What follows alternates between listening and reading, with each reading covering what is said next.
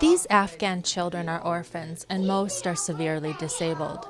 Yet they are at least relatively lucky to be here. This private orphanage is run on a tiny budget by Frozan, herself parentless.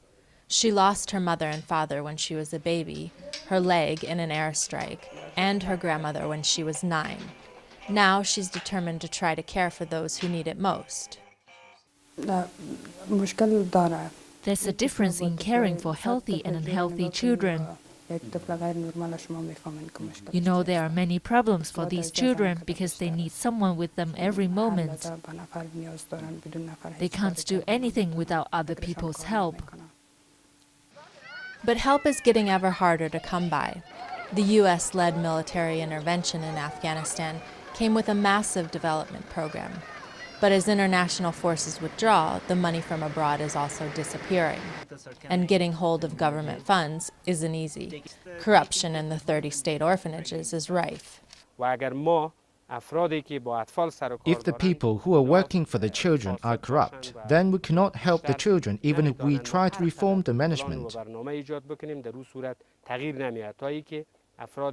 We need responsible people who sincerely work for the children. That is the only way we will see 100% positive change in society.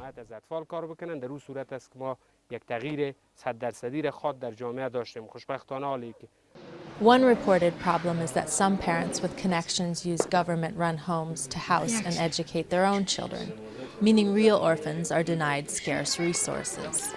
It's estimated there are 110,000 orphans in Afghanistan, yet only 12% are in care.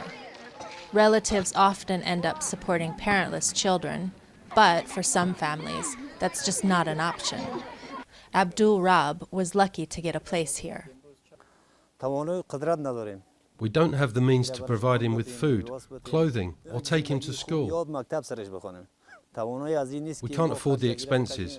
We live in a remote place where there is a school, but not good education.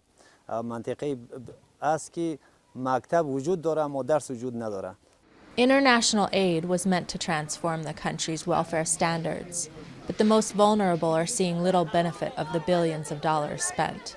And, as that money dries up, the future of Afghanistan's orphans looks bleak.